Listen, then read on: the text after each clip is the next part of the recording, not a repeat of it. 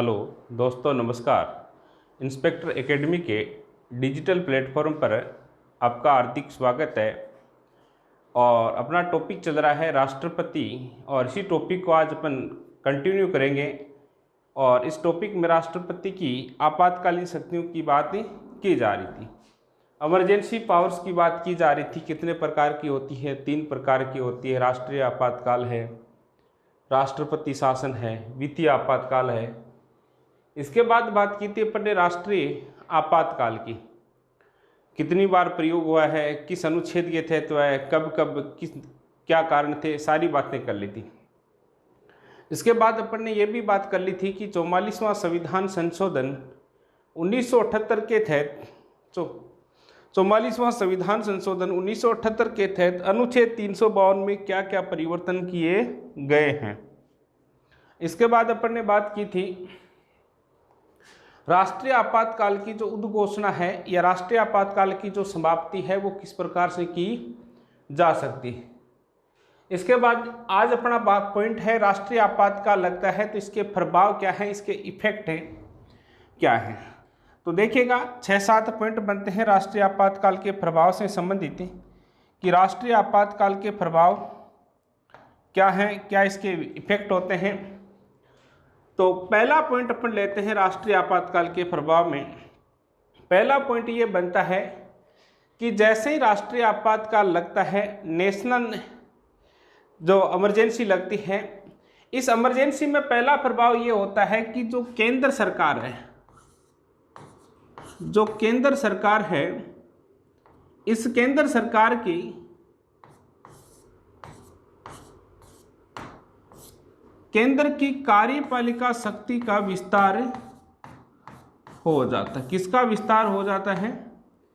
केंद्र की कार्यपालिका शक्ति का विस्तार हो जाता है। जो एग्जीक्यूटिव पावर्स हैं उनमें क्या हो जाती है? वृद्धि हो जाती है। अर्थात इस बात को हम इस प्रकार से समझ सकते हैं कि राज्य सरकार है, जो स्टेट गवर्नमेंट है, वो केंद्र सरकार के अधीन हो जाती है।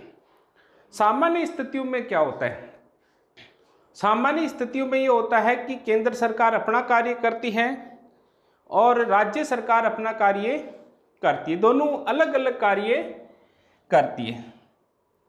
परंतु जैसे ही राष्ट्रीय आपातकाल लगता है तो केंद्र की कार्यपालिका शक्ति पर विस्तार हो जाता है।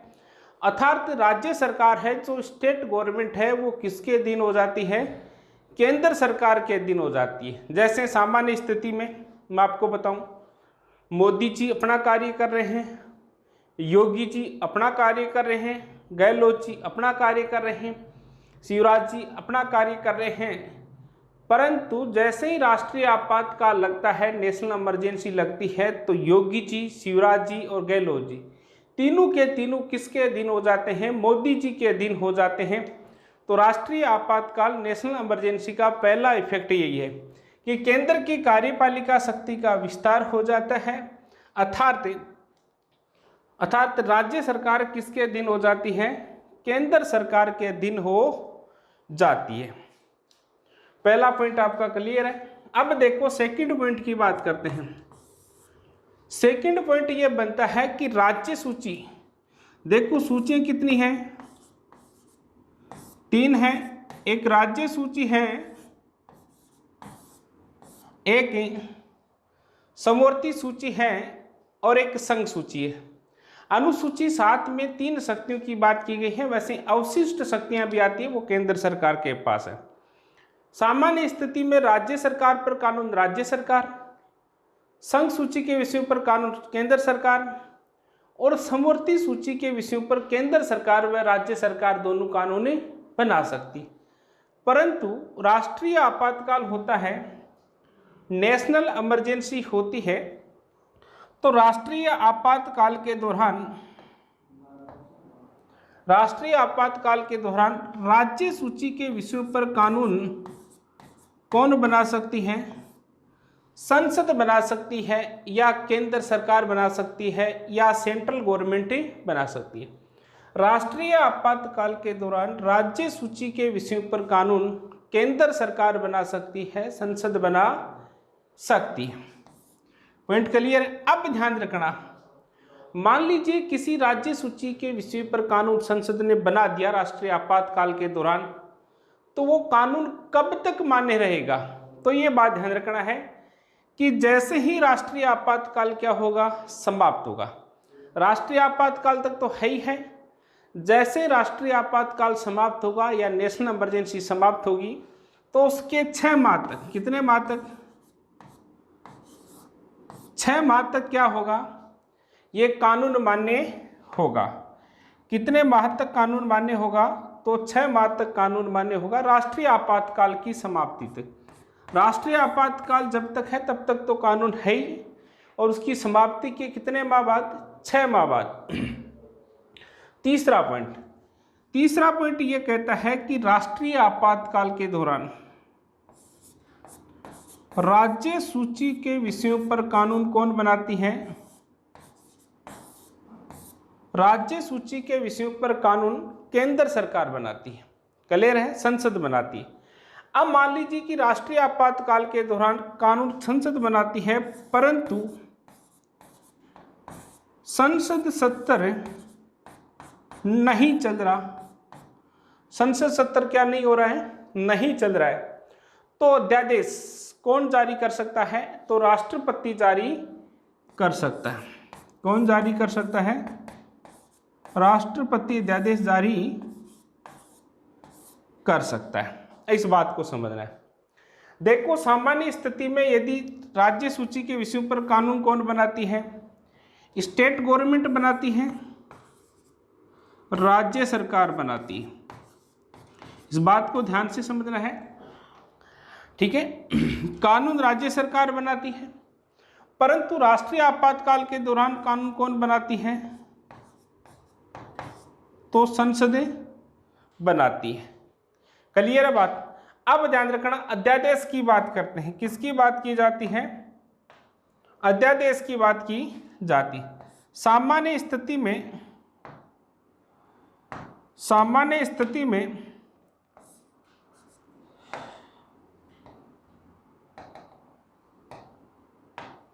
सामान्य स्थिति में राज्य सूची के विषयों पर अध्यादेश जारी कौन करता है? तो राज्यपाल जारी करता है। कौन जारी करता है?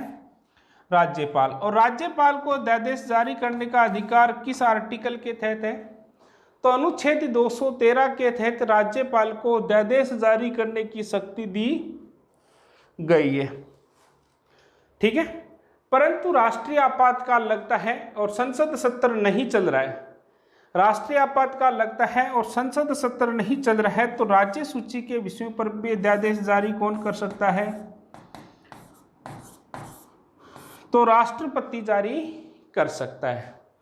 तो ये ध्यान रखना। तीसरा प्रभाव ये बनता है कि राष्ट्रीय आपातकाल के दौरान संसद सत्र नहीं चल रहा है, पार्लियामेंट का सेशन नहीं चल रहा है, तो राष्ट्रपति राज्य सूची के विषयों पर भी अध्यादेश जारी कर सकता है।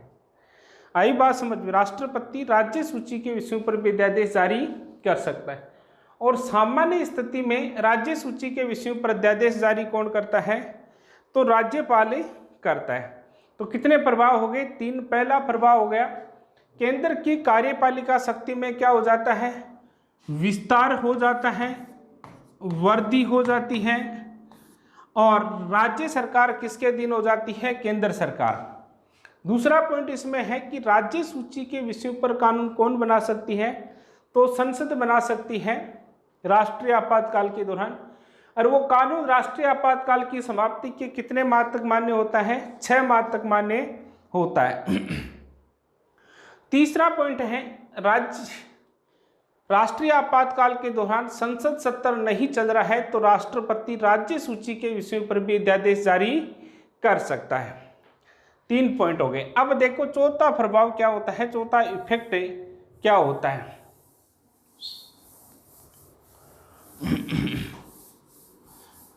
चौथा इफेक्ट क्या होता है?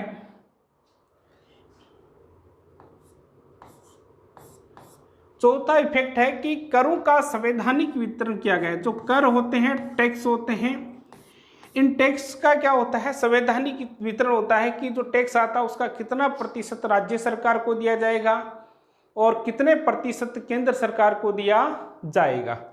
अब क्या होता है कि जैसे ही राष्ट्रीय आपातकाल लगता है तो इन जो करों का जो वितरण है इसमें क्या किया जा सकता है, परिवर्तन किया जा सकता है। अर्थात इस समय राष्ट्रीय आपातकाल के दौरान केंद्र को धन की आवश्यकता ज़्यादा होती है, इसलिए राज्य सरकार का जो भाग है उसको घटाकर कम किया जा सकता है, आवश्यकता पड़ने पर बढ़ाया भी जा सकता है। अब देखो नेक्स्ट कर की बात होगी। पांचवा पॉइंट क्या बनता है, पांचवा पॉइंट ये बनता है कि लोकसभा और विधान सभा, लोकसभा और विधान सभा का कार्यकाल सामान्यतः कितना वर्ष का होता है, तो लोकसभा और विधानसभा का कार्यकाल सामान्यतः 5 वर्ष का होता है। कितने वर्ष का होता है, 5 वर्ष का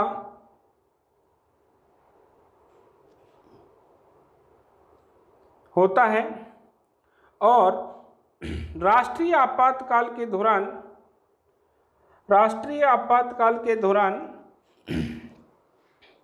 लोकसभा व विधानसभा का कार्यकाल एक बार में कितना बढ़ाया जा सकता है, एक बार में 1 वर्ष बढ़ाया जा सकता है। राष्ट्रीय आपातकाल के दौरान लोकसभा व विधानसभा का कार्यकाल एक बार में 1 वर्ष बढ़ाया जा सकता है।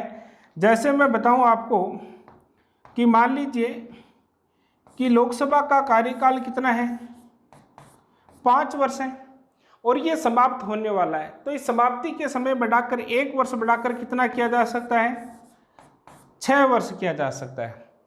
और फिर आवश्यकता पड़ गई बढ़ाने की तो 6 वर्ष से एक बार फिर बढ़ाकर कितना किया जा सकता है, 7 वर्ष। तो यहाँ से एक क्वेश्चन बन सकता है कि राष्ट्रीय आपातकाल के दौरान लोकसभा व विधानसभा का कार्यकाल एक बार में कितने वर्ष बढ़ाया जा सकता है, तो एक बार में 1 वर्ष बढ़ाया जा सकता है।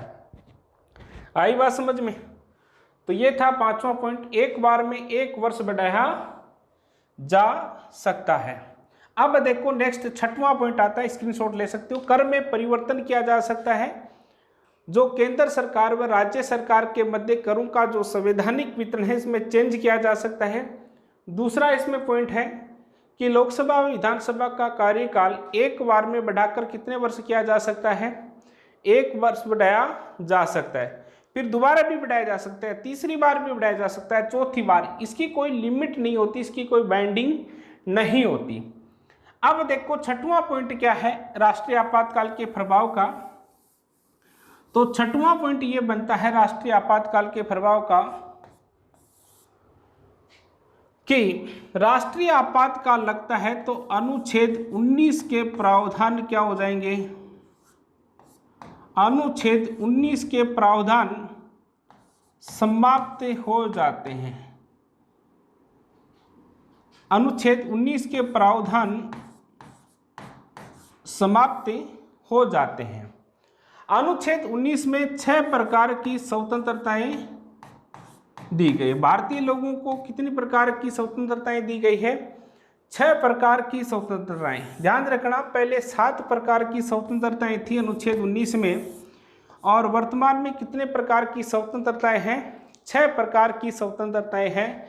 और राष्ट्रीय आपातकाल के दौरान यह अनुच्छेद 19 की जो 6 स्वतंत्रता हैं, विचार अभिव्यक्ति की स्वतंत्रता, संगठन बनाने की स्वतंत्रता, सम्मेलन करने की स्वतंत्रता, विचार एवं अभिव्यक्ति की हो गई, घूमने की स्वतंत्रता, व्यापार करने की स्वतंत्रता, निवास करने की स्वतंत्रता, ये जो भी 6 स्वतंत्रताएं हैं ये राष्ट्रीय आपातकाल के दौरान क्या हो जाती है, समाप्त हो जाती है। परंतु ध्यान रखना, यहाँ से महत्वपूर्ण बात बनती है, महत्वपूर्ण बात ये बनती है कि राष्ट्रीय आपातकाल किसको लेकर लगाया गया हो, सशस्त्र विद्रोह को लेकर लगाया गया हो। किसको लेकर लगाया गया हो, सशस्त्र विद्रोह को लेकर लगाया गया हो। राष्ट्रीय आपातकाल सशस्त्र विद्रोह को लेकर लगाया गया है, तो अनुच्छेद 19 के प्रावधान समाप्त नहीं होते। सशस्त्र विद्रोह को लेकर लगाया गया है, तो अनुच्छेद 19 के प्रावधान क्या नहीं होते हैं, समाप्त नहीं होते हैं। देखो 3 कारण बताए थे जिसके कारण क्या लगता है, राष्ट्रीय आपातकाल लगता है, युद्ध, बाह्य आक्रमण और सशस्त्र विद्रोह। 2 कंडीशन में तो अनुच्छेद 19 के प्रावधान क्या हो जाते हैं, समाप्त हो जाते हैं, परंतु सशस्त्र विद्रोह को लेकर राष्ट्रीय आपातकाल लगाया जाता है तो अनुच्छेद 19 के प्रावधान समाप्त नहीं होते हैं। नेक्स्ट देखो 7वां पॉइंट क्या है, 7वां प्रभाव क्या है, ये पॉइंट आपके समझ में आएगा। अब देखो नेक्स्ट पॉइंट की बात करते हैं। नेक्स्ट पॉइंट क्या है,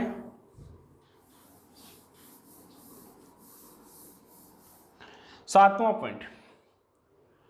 7वां पॉइंट यह बनता है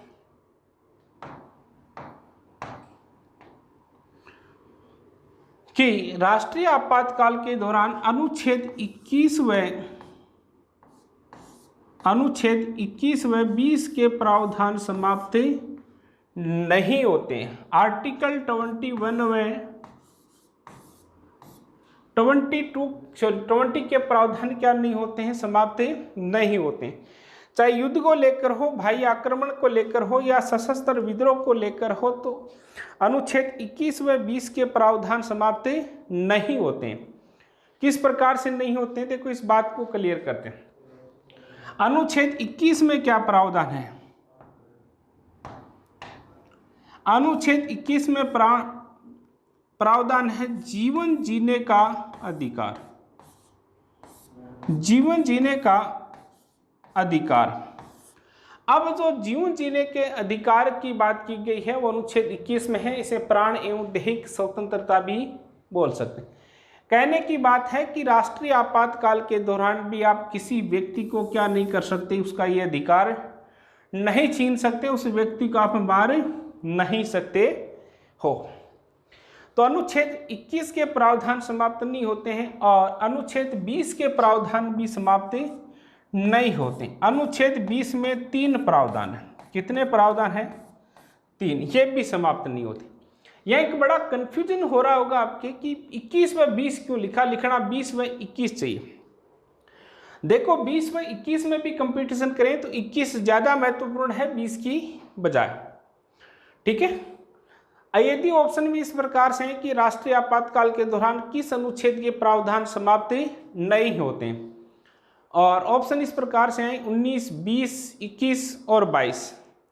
क्वेश्चन है राष्ट्रीय आपातकाल के समय किस अनुच्छेद के प्रावधान समाप्त नहीं होते।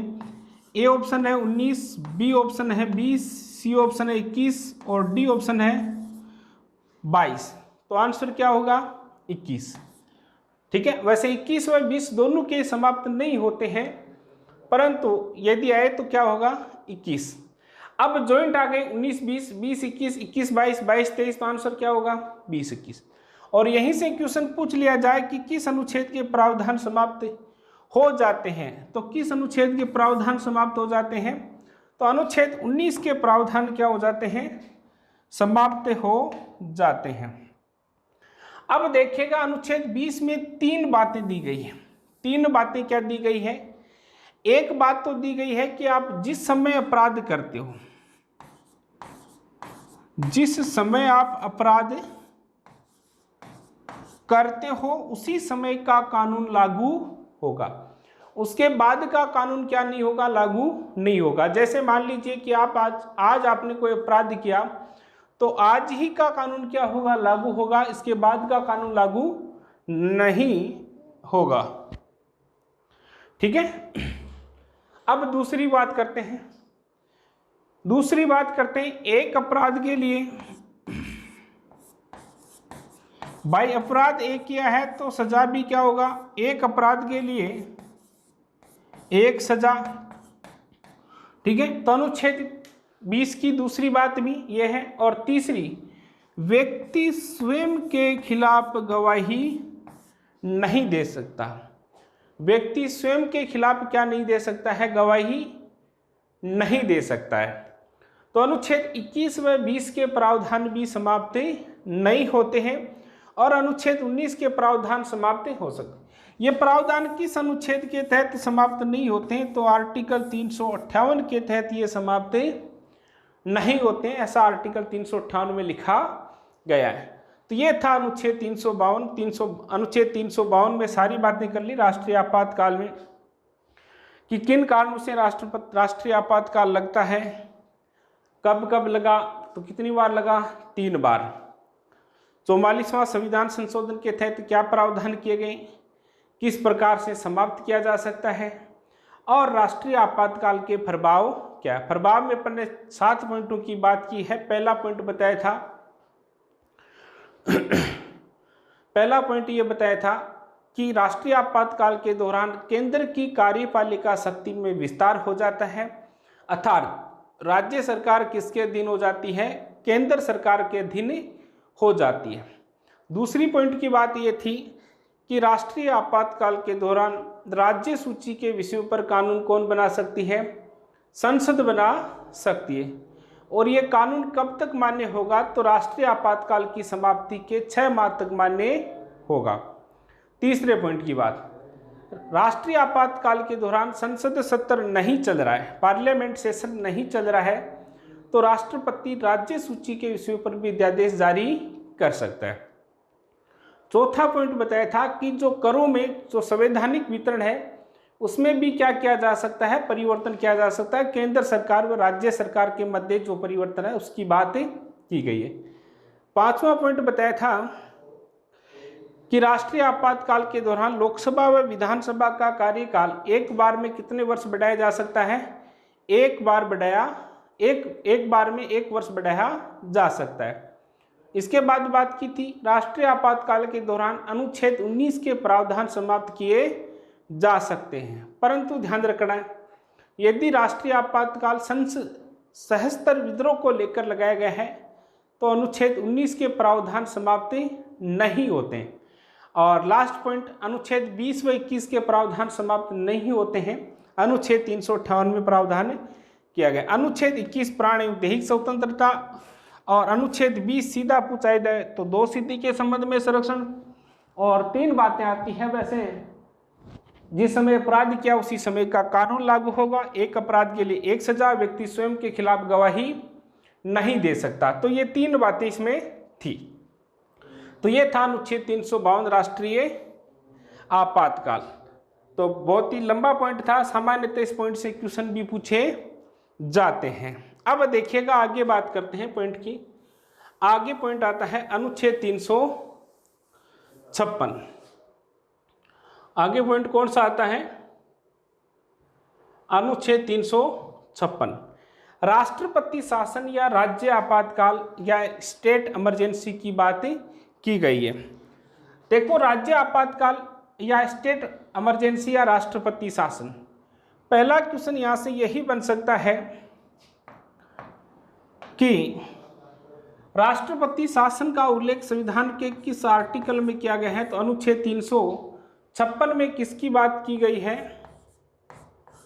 तो अनुच्छेद 356 में राष्ट्रपति शासन या राज्य आपातकाल की बातें की गई है। ठीक है, अब देखो अनुच्छेद 356 क्या कहता है, वैसे लिखा गया है, बता देता हूं पहले। अनुच्छेद 356 में उल्लेख किया गया है कि किसी राज्य का संवैधानिक तंत्र असफल हो गया या विफल हो गया तो राज्य सरकार को हटाकर, स्टेट गवर्नमेंट को हटाकर राष्ट्रपति शासन लगाया जा सकता है। यही बात लिखी गई है। अनुच्छेद 356 में स्पष्ट उल्लेख किया गया है कि किसी राज्य में संवैधानिक तंत्र विफल बोल सकते हो, असफल बोल सकते हो। विफल हो जाए तो उस राज्य सरकार को हटाकर क्या लगाया जा सकता है, राष्ट्रपति शासन लगाया जा सकता है, स्टेट इमरजेंसी लगाई जा सकती है। अब देखो उदाहरण के, ये संवैधानिक तंत्र क्या होता है। देखो, संवैधानिक तंत्र होता है कि कुल विधायक जो होते हैं उनके 50, सरकार चलाने के लिए कितना बहुमत आवश्यक है, तो सरकार चलाने के लिए बहुमत की आवश्यकता होती है 50% प्लस 1। कितनी आवश्यकता होती है, 50% प्लस 1 की बहुमत की आवश्यकता होती है।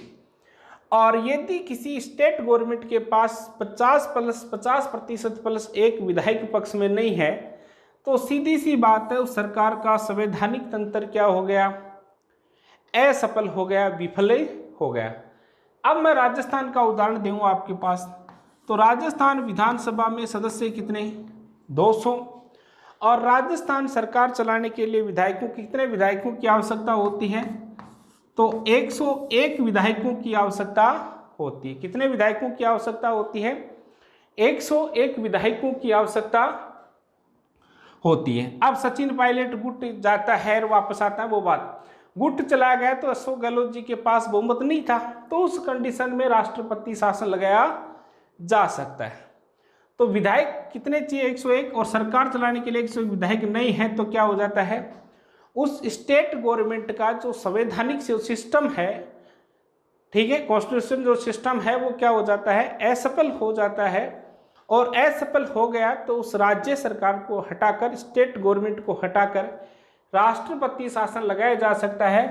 किस आर्टिकल के तहत, तो अनुच्छेद 356 के तहत लगाया जा सकता है। अब देखिएगा, इसकी बात करते हैं, आगे बात करते हैं।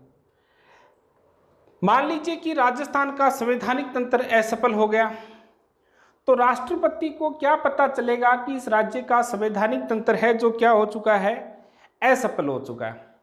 राष्ट्रपति को क्या पता चलेगा कि उस राज्य का संवैधानिक तंत्र क्या हो चुका है, असफल हो चुका है। तो ध्यान रखना, अनुच्छेद 356, अनुच्छेद 356 ये बात कहता है,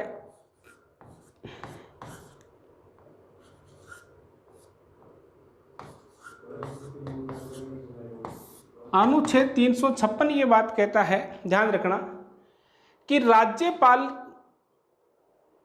अनुच्छेद 356 कहता है कि राज्यपाल के प्रतिवेदन, किसके प्रतिवेदन पर, राज्यपाल होता है या जो गवर्नर होता है, इस राज्यपाल के प्रतिवेदन पर,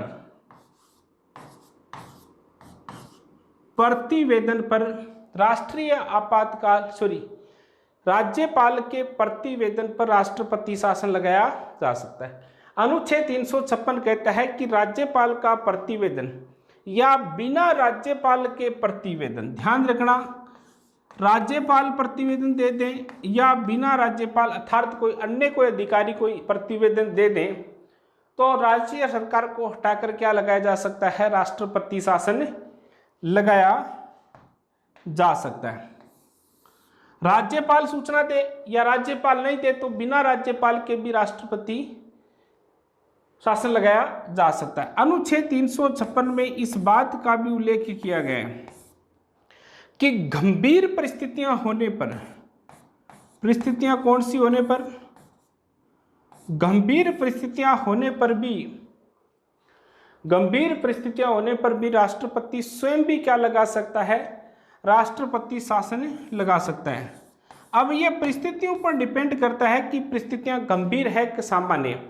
यदि परिस्थितियां गंभीर है तो राष्ट्रपति स्वयं भी क्या लगा सकता है, राष्ट्रपति शासन लगा सकता है, या राज्यपाल या बिना राज्यपाल के प्रतिवेदन पर भी वो क्या लगा सकता है, राष्ट्रपति शासन लगा सकता है।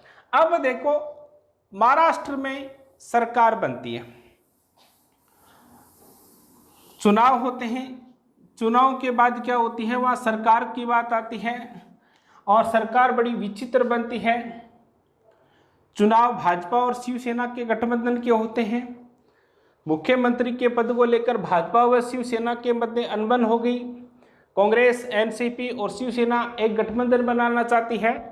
उससे पहले शरद पवार का भतीजा व भाजपा मिलकर सरकार बना लेती है, और जैसे ही सरकार बनाती है तो एक मामला विवाद में आता है कि एसआर मुंबई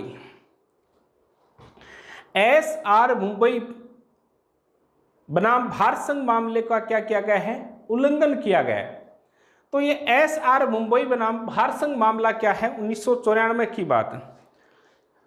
तो एसआर मुंबई बनाम भारत संघ मामला 1994, इस मामले में सुप्रीम कोर्ट ये कहता है, इस मामले में सुप्रीम कोर्ट की बात की गई है। किसकी बात की गई है, सर्वोच्च न्यायालय की बात की गई है, सुप्रीम कोर्ट की बात की। सुप्रीम कोर्ट कहता है कि किसी राज्य सरकार को किसी राज्य सरकार को विधानसभा में बहुमत है या नहीं, किसी स्टेट गवर्नमेंट को विधानसभा में बहुमत है या नहीं, इसके तहत इसका निर्धारण राज्यपाल राजभवन में न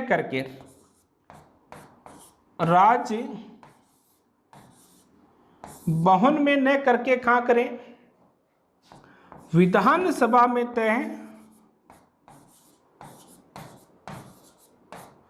करें। कहाँ तय करें?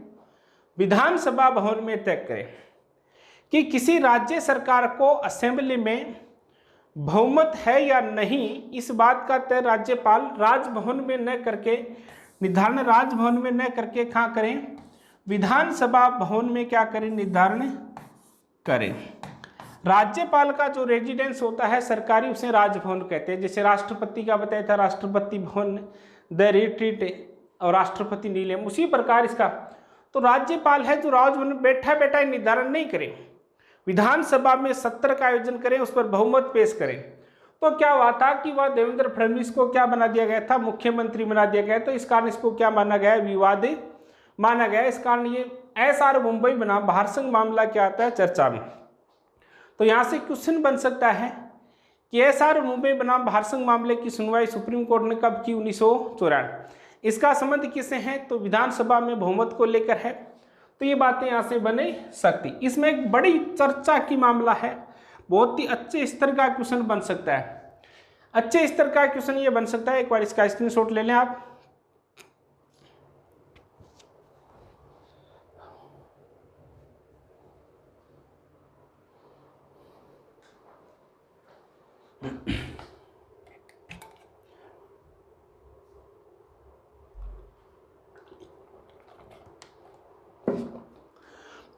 हाँ, तो देखो एक अच्छे स्तर का क्या क्वेश्चन बन सकता है कि मान लीजिए कि अनुच्छेद 356 के तहत किसी राज्य में राष्ट्रपति शासन लगा दिए गए। किसी राज्य में क्या लगा दिया गया, राष्ट्रपति शासन लगा दिया गया। किसी राज्य में राष्ट्रपति शासन लगा दिया गया तो उसको न्यायपालिका में चुनौती दी जा सकती है या नहीं दी जा सकती। किसी राज्य का संवैधानिक तंत्र असफल हो गया तो न्यायपालिका में चुनौती दी जा सकती है या नहीं दी जा सकती, या किसी राज्य में राष्ट्रपति शासन लगा दिया गया और उसकी सुप्रीम कोर्ट में सुनवाई की जा सकती है या नहीं की जा सकती है, न्यायपालिका में चुनौती दी जा सकती है नहीं दी जा सकती।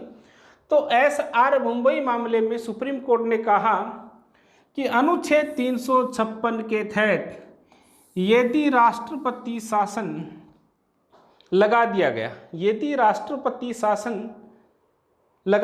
तो उसको न्यायपालिका में चुनौती दी जा सकती है। ये एक उच्च लेवल का क्या बन सकता है, यहाँ से क्वेश्चन बन सकता है। अनुच्छेद 356 कि किसी राज्य का संवैधानिक तंत्र असफल हो गया और राष्ट्रपति शासन लगा दिया गया, तो उस राष्ट्रपति शासन को न्यायपालिका में चुनौती दी जा सकती है या नहीं दी जा सकती। तो ध्यान रखना है, उसको न्यायपालिका में चुनौती दी जा सकती है। ये SR मुंबई बनाम भारसंघ मामले में सुप्रीम कोर्ट ने निर्णय दिया। अब देखिएगा नेक्स्ट पॉइंट आता है। नेक्स्ट पॉइंट की बात करते हैं।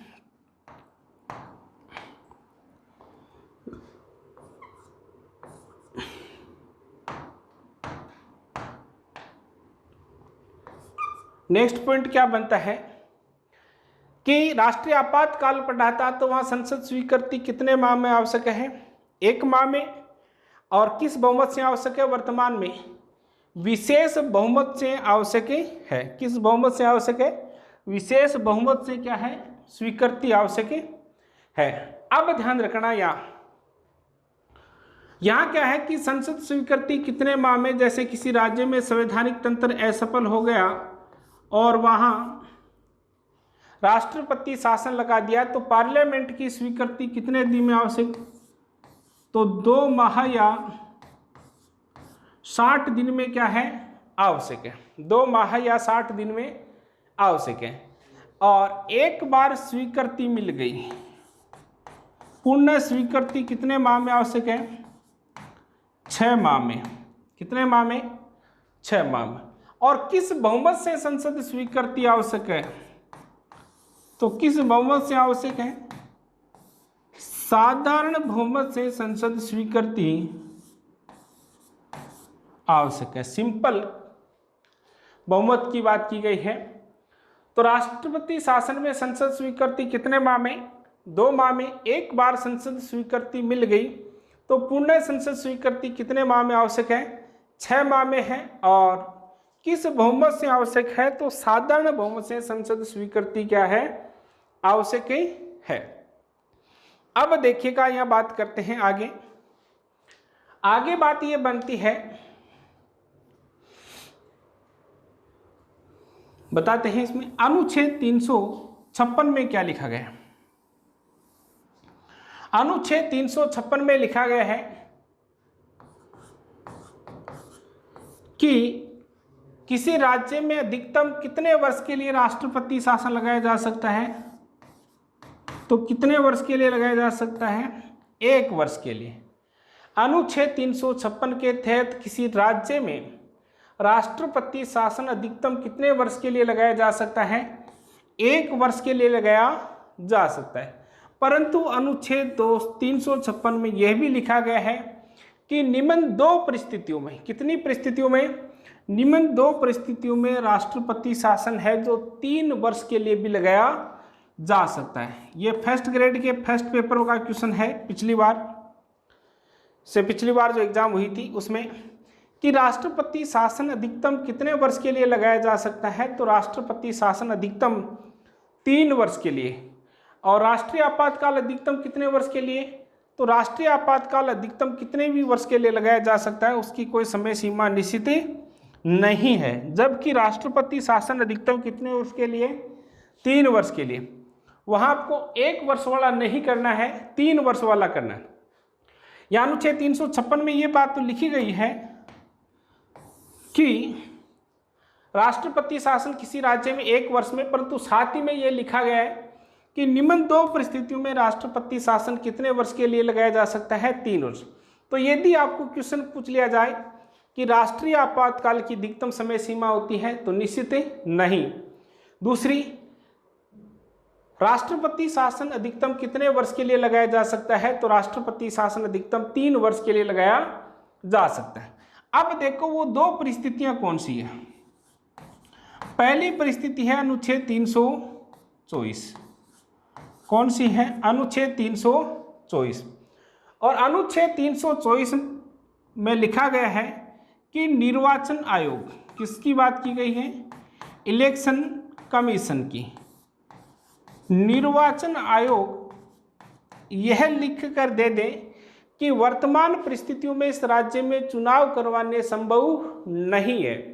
वर्तमान परिस्थितियों में इस राज्य में चुनाव करवाने संभव नहीं है, तो उस राज्य सरकार को तो उस राज्य में राष्ट्रपति शासन कितने वर्ष के लिए लगाया जा सकता है, तो 3 वर्ष के लिए लगाया जा सकता है।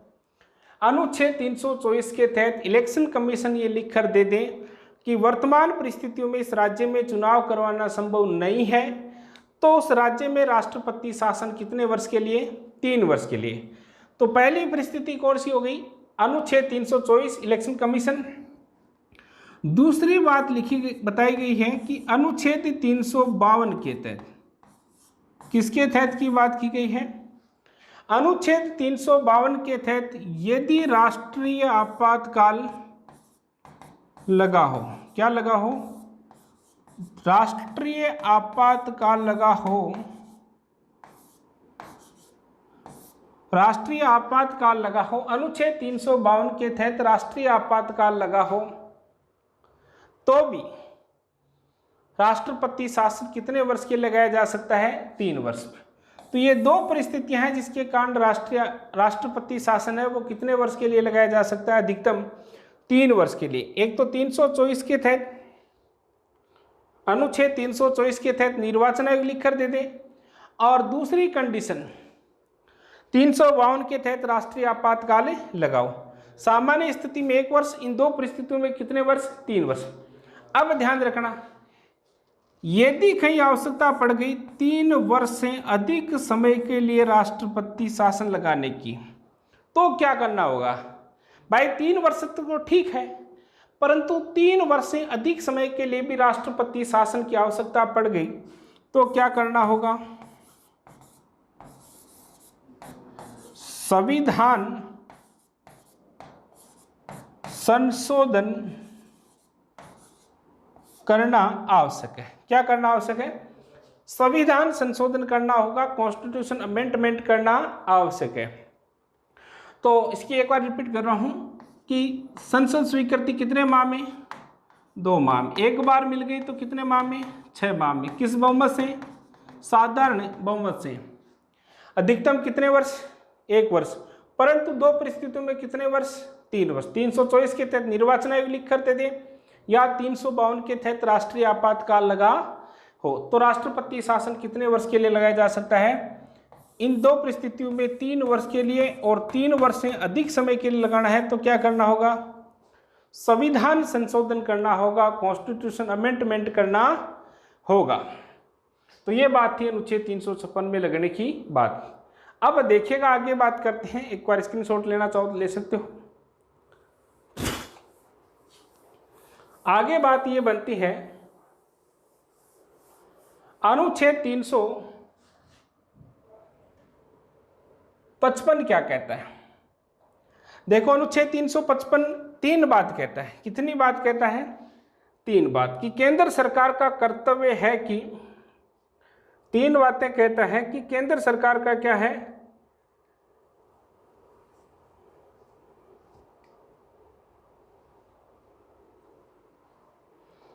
अनुच्छेद 355 के तहत केंद्र सरकार के कर्तव्य हैं कि, देखो क्या क्या कर्तव्य हैं। सेंट्रल गवर्नमेंट के 3 कर्तव्य आते हैं। कितने कर्तव्य आते हैं? 3 कर्तव्य आते हैं।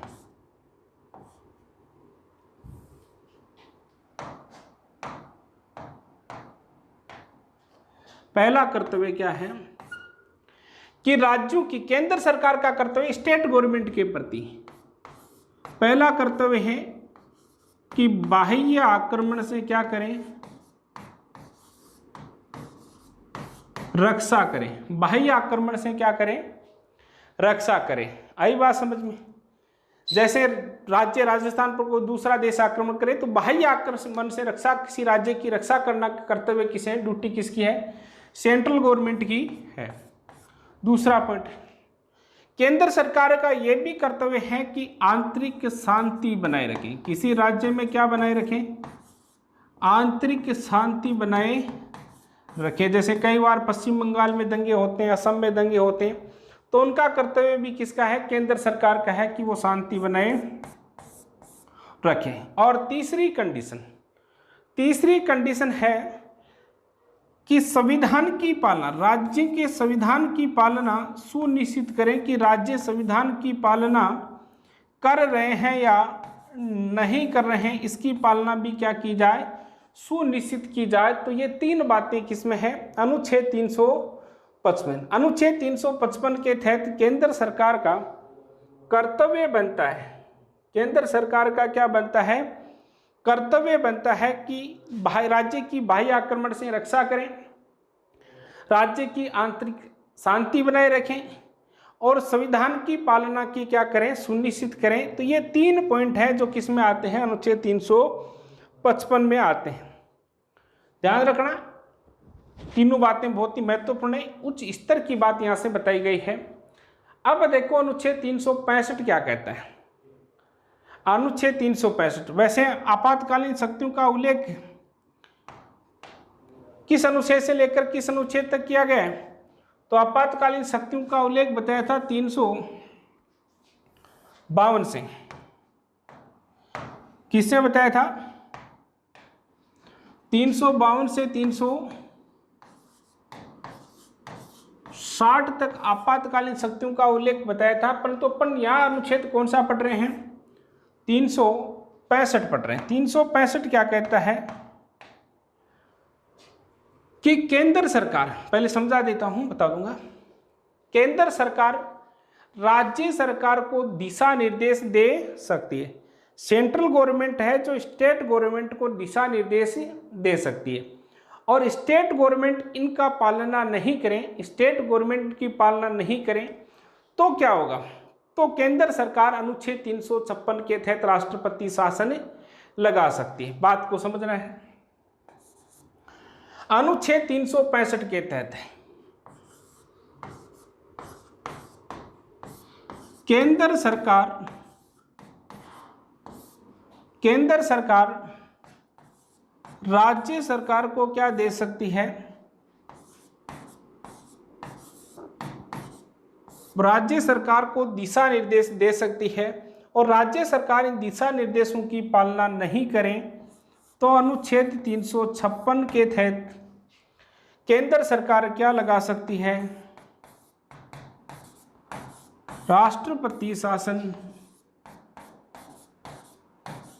लगा सकती है। क्या लगा सकती है, राष्ट्रपति शासन लगा सकती है। केंद्र सरकार राज्य सरकार को दिशा निर्देश दे सकती है। यदि राज्य सरकार दिशा निर्देशों की पालना नहीं करे तो अनुच्छेद 356 के तहत केंद्र सरकार क्या लगा सकती है, राष्ट्रपति शासन लगा सकती है। तो ये बात थी किसकी, अनुच्छेद 365 की। अब देखिएगा आगे बात करते हैं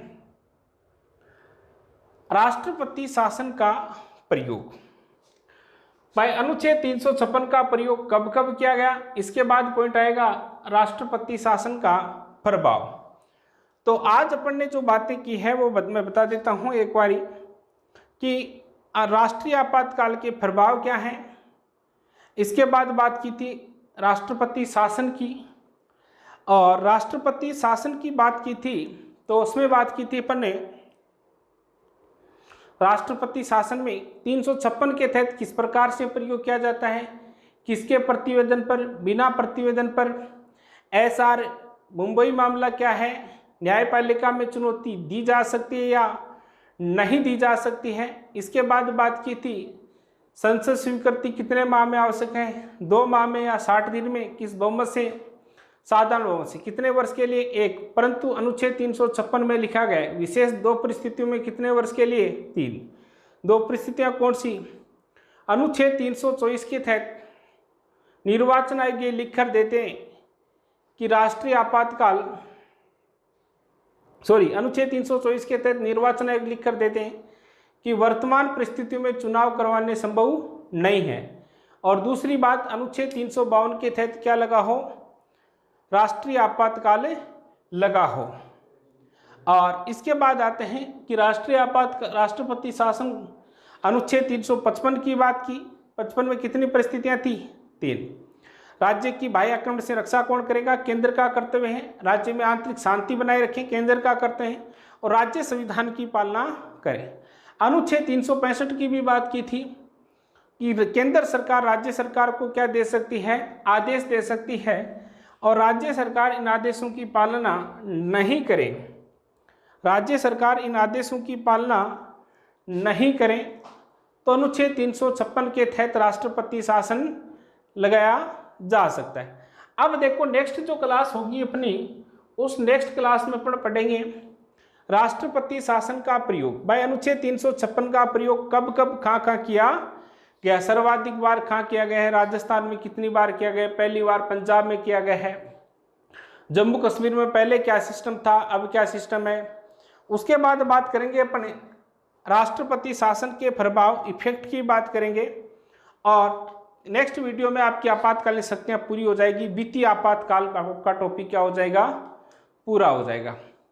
तो आज इतना ही, आपको बहुत बहुत धन्यवाद। मिलते हैं नेक्स्ट वीडियो में, धन्यवाद।